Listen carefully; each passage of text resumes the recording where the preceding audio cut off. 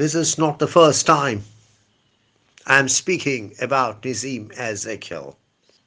I really enjoy speaking about him. I shall begin with a categorical statement.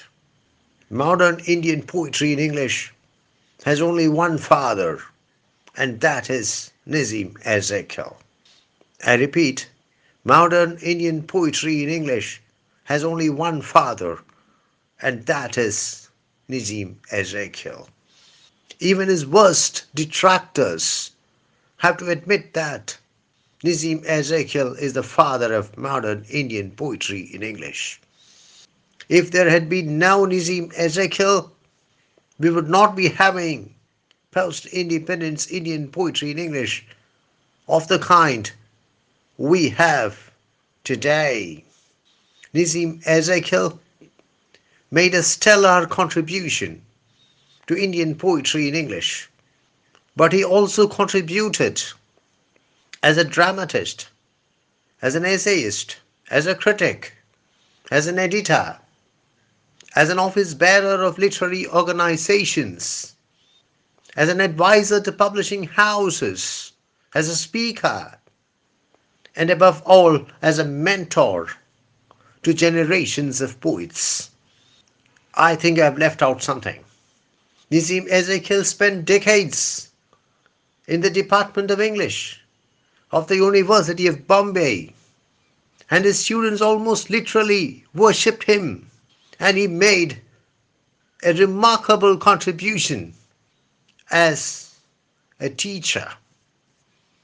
To be frank, minority poem is not a poem which is frequently prescribed, nor is it a poem which is frequently anthologized.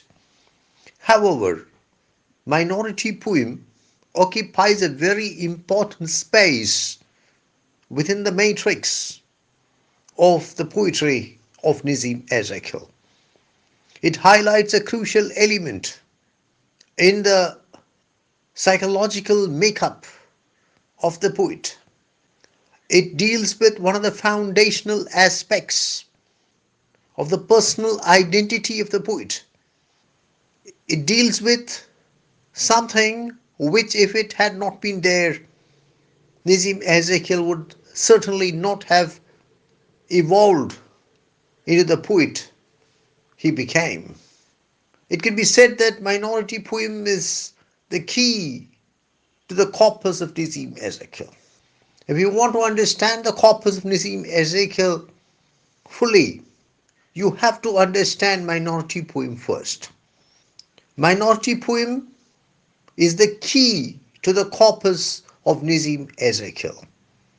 Let us take a close look at the title of the poem, Minority Poem. What is the meaning of the term minority? When you divide something into two parts, the smaller part is the minor part. The smaller part constitutes the minority.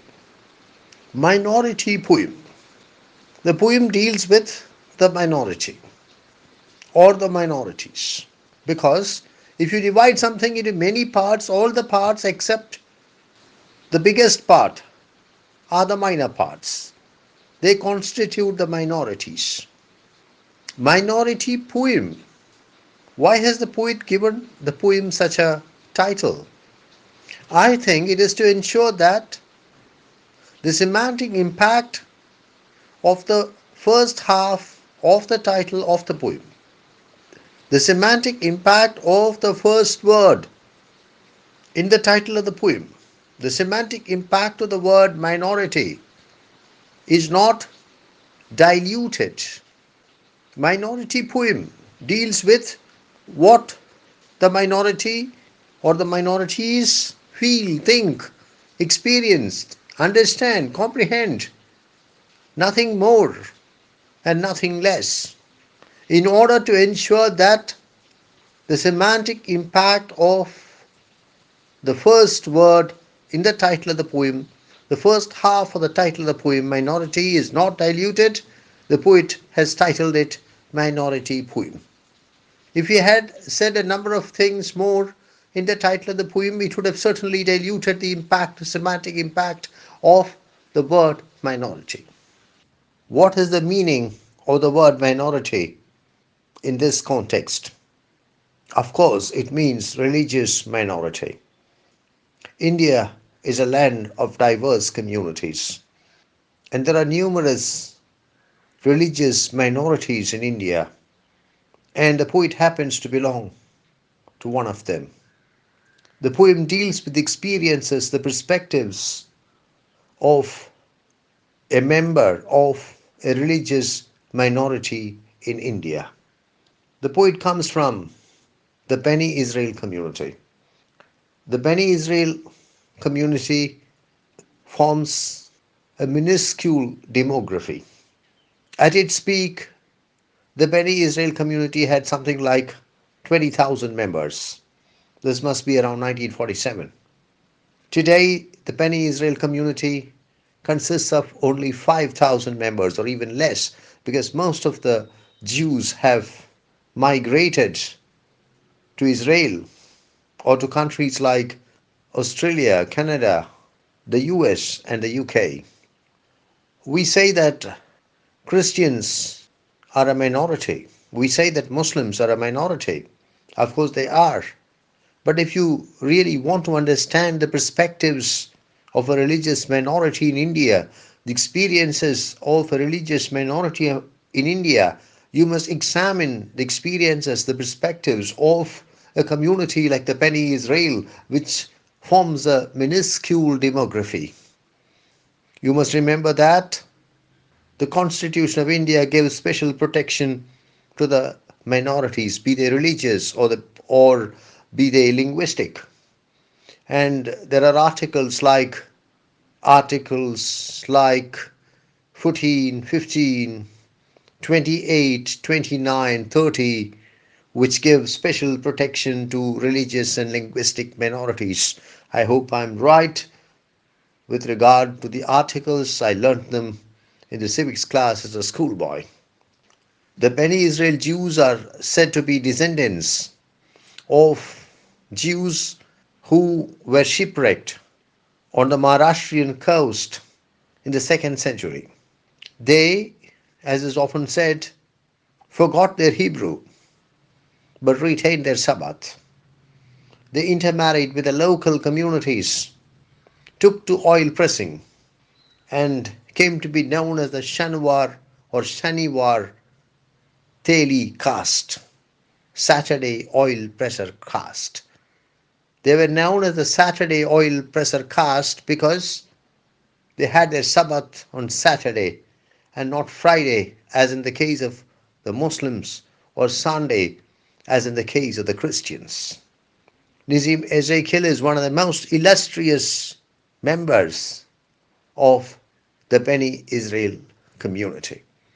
And this poem embodies his perspectives, his evaluations, his understanding of the society around him as a member of a minuscule religious minority.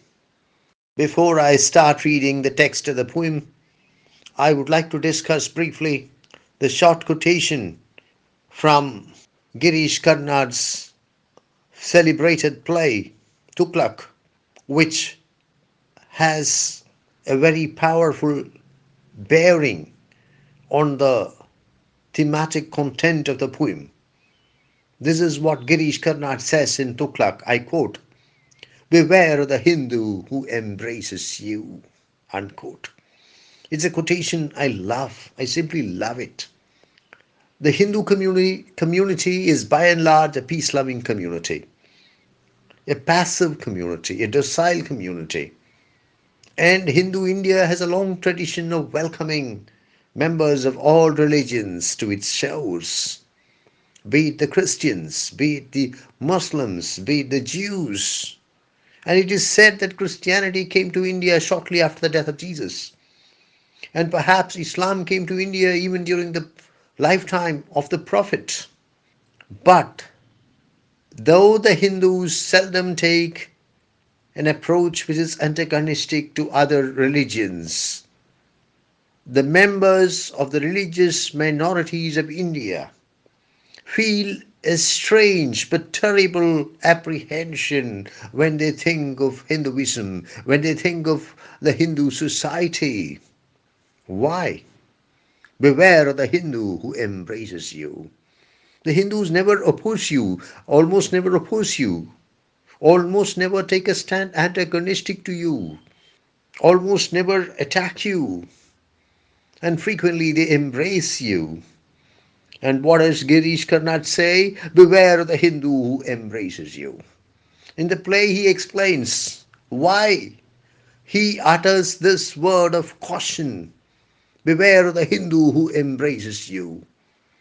The Hindu will embrace you and he will turn you into a god, and that is the end of you. The Hindu will embrace you and he will turn Islam into a Hindu caste, and that is the end of Islam.